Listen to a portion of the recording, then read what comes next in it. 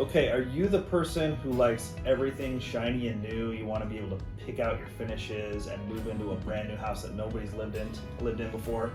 If you're looking for new construction, we have the top 6 things you need to know before purchasing new construction. And the 6th one is super important, so stay tuned.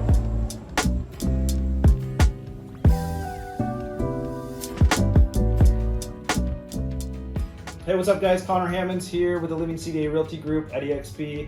We got Lexi Witherwax, Cody Byerly here, and we're going to roundtable and talk a little bit about new construction and buying brand new houses. We have some experience. All 3 of us have purchased new homes within the last 5 years. They were all new construction homes. So we're going to talk about what we know as agents, but also what we know as consumers. There's so many different places to live in our area, and one might not suit you, one may be much better, and we know all of that, but we can't help you unless you reach out. So call, text, or email us. That's how you get a hold of us, and we can help you buy the right home in North Idaho. So let's kick it off. New construction is ramping back up again in our market. Buyers are coming in. It's the start of summer. Houses are being built, spec homes are available. So let's talk about 6 things that a buyer has to know before pulling that trigger and buying a new house. Lexi, you want to kick off number 1? Yeah, so I just went through this process with 2 different builders over the past couple of weeks. And one thing I want to point out is that every builder has a little bit different process, and they all have different standard features. So it makes it a little bit tricky when you just look at a base price of, 2,000 square feet is this price. It's really good to have an agent that can work with you and kind of drill down on what does that include. Do you need to buy a fence? Do you have landscaping? Is there air conditioning? Those kinds of items, and what kind of flooring and countertops and whatnot are included in that, because there are some builders that are going to give you what somebody else would consider an upgrade just as a standard feature. So they're not really apples to apples base prices. And so it's good to have somebody who's been through the process, and I think all of us have been through the process with pretty much all the production builders and several of the more luxury builders in our area. So that's number 1. I would say, just to add a little thing onto that too, is a lot of people that search online for new construction. It can be very misleading because each builder has a different set of standard features. So you might look online at a price point of houses that are hitting the market, and you're like, wow, this is a great price for a brand new house. But one builder may list their homes at like the bare minimum, nothing, and then they dink and dunk all the way up to what maybe look like a higher price builder.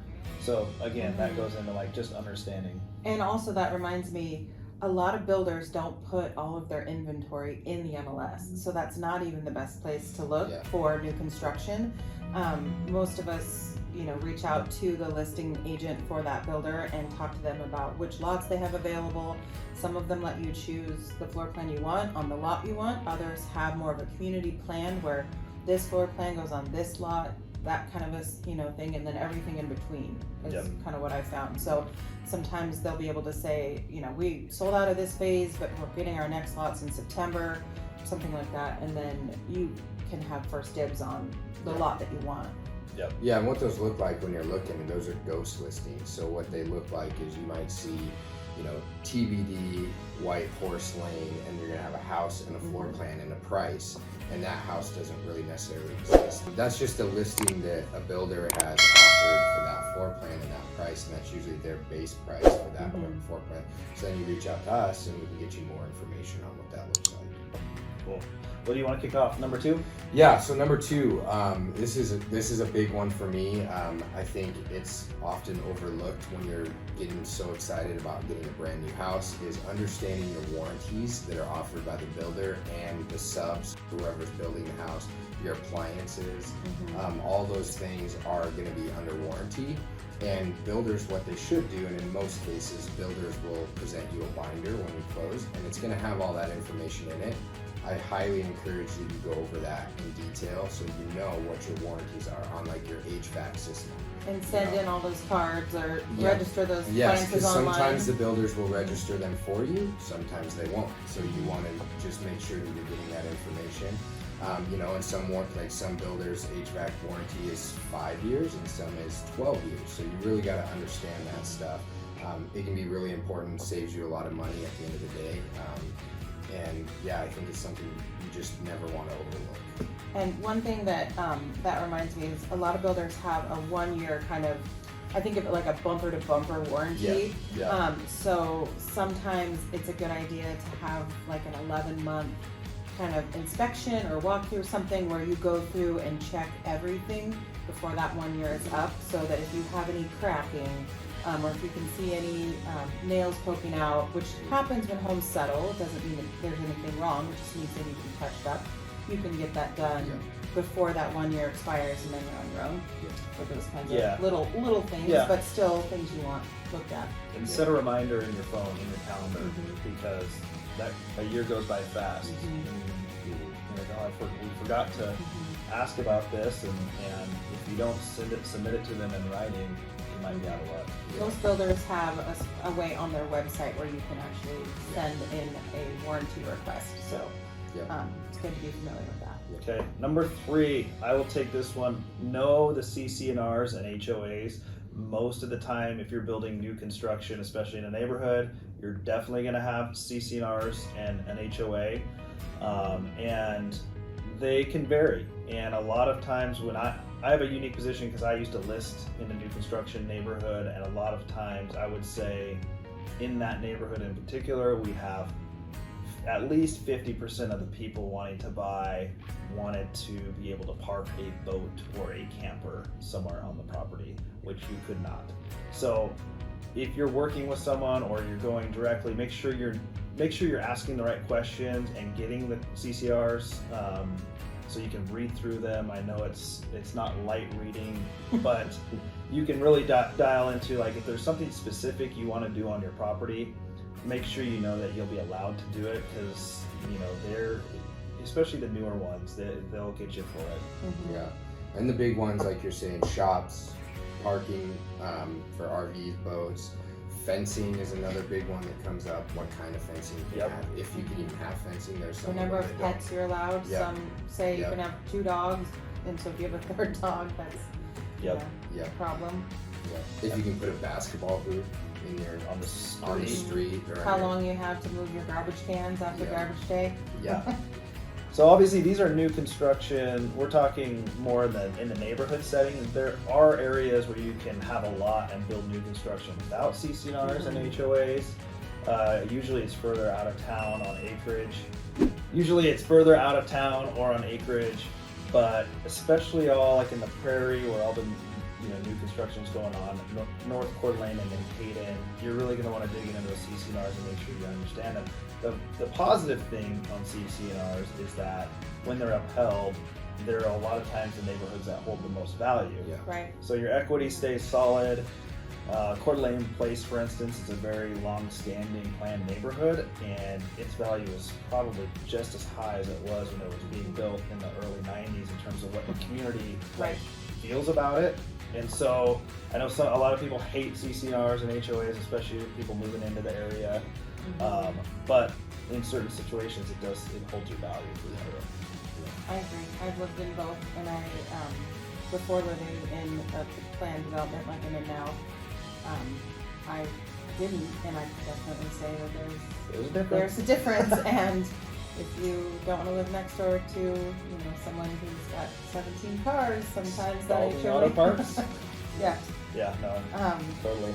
Number 4 is going to be build times. Understand building times and some little nuances that go into that. Yeah. So I mean, with a lot of builders, and a lot of times depends on what level you're building at. So whether it's custom or production builders, but you want to understand what that timeline looks like. Are we going to be breaking ground in 2 months? Are we going to be breaking ground in 4 months? How long is the permitting process? So you have to get permitted through the city, all that kind of stuff, which takes some time as well. And then your building time is going to also depend on the size of your home and location and all that stuff. And the builders have a pretty good idea on what that looks like, and making sure they stick to that or as close to that as possible is important, because sometimes that can get push you out, and then it messes with your plans, and But you never want to rely on what it says in the contract Yeah. on day one, because those dates change. I had one last year that went from the previous fall was supposed to close, and it closed in June of the next year, just because it was a custom home and everything was taking longer last year. And luckily that builder kept in touch with us and let us know that was what was happening. But I have also had a situation where they didn't keep in touch with us, and we went more with the date that we'd been given, and my clients lived in a hotel for a couple of weeks. Yeah. One thing too that I was going to mention is, when builders put together their packages, say for lumber or roofing or whatever it is, a lot of custom builders, especially, they build in a clause that allows for some pricing to go up if the price of materials goes up. So, trusses are a big one. Trusses are very expensive. They have to be engineered and stuff. So if lumber costs all of a sudden shoots up on a builder, they have to have something to protect themselves a little bit. And this happened. I mean, like 2 years ago when things started to change in our market, this happened. We had homes under construction where the prices did go up. Yeah, I had a custom home client who's building a custom home. The lumber package came back. They got a change order of $100,000 increase on the lumber package. That was a higher end custom home, but that can happen. And just in terms of build times in general, even production builders, there's clauses built into the builder addendum that really covers them. You really have no leverage to force a builder to build your house faster. So just keep that in mind, and really you just have to, have an agent and with yourself be on top of checking in, having your agent take photos, especially if you're not in the area, like, okay, what stage are we at?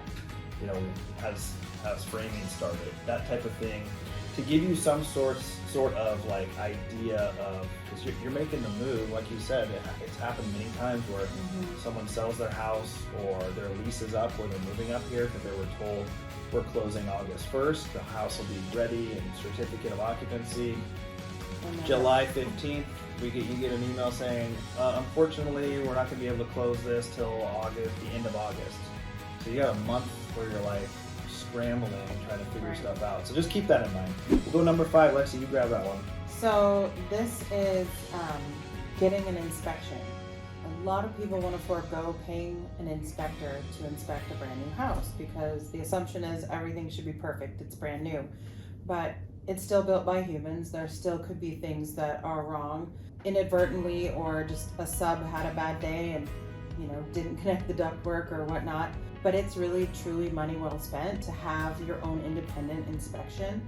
I had one last fall that was a beautiful home that happened to have a broken truss in the attic, and my client would have never known that had we not paid for that inspection, and the builder fixed it immediately. It was no problem. And of course, if it's something structural, they'll take care of it, but you wouldn't even know that it had happened.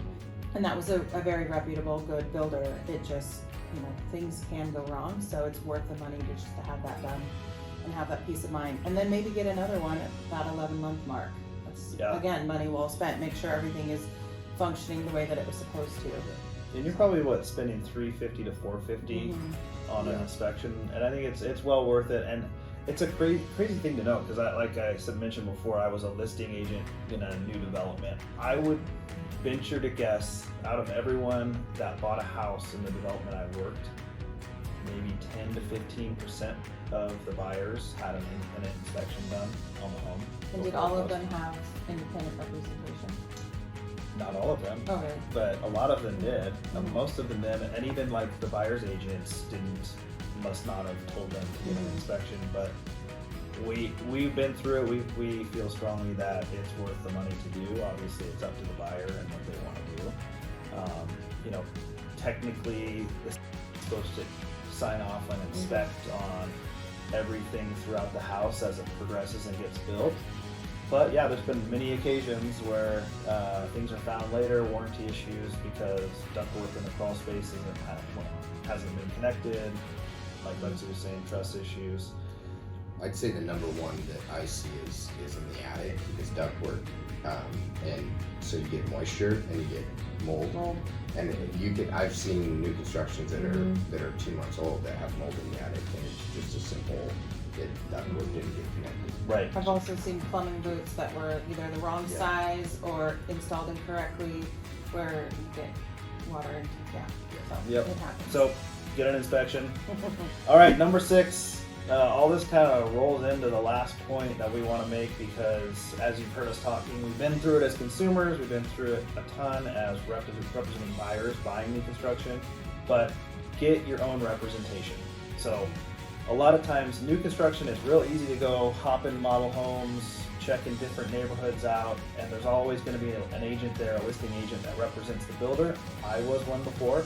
But if you truly want someone that can be in your corner and represent you to the fullest and make sure they guide you through all these points, through the process, we highly recommend signing a buyer's representation agreement with an independent buyer's agent. Because truly it's hard to be non-biased for a listing agent representing a builder, because the builder is their client. They're not going to want to hear things you negotiating against your own client when you're representing the builder. So, I mean, how do you guys feel about it? Absolutely. I honestly feel like I bring a ton of value to new construction when I'm representing my clients.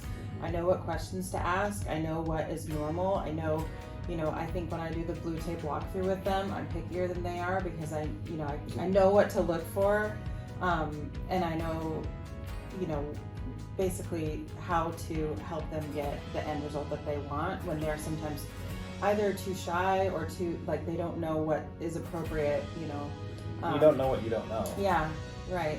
Go ahead. Yeah, well, and I think one of the biggest, I don't know if you say misinformation, is, a lot of people think, and I've heard this before, well, Cody, if I go straight to the builder, I can get a better deal. That's not true. That's not the case. Not only is it not true, you don't get the representation that you deserve for what the builder is going to pay in commission anyways. I can tell you from experience. I mean, Change the price at all. the contract is between the builder, the seller, and the listing brokerage. So they have a contract in place to pay a percentage of commission per sale to the listing brokerage.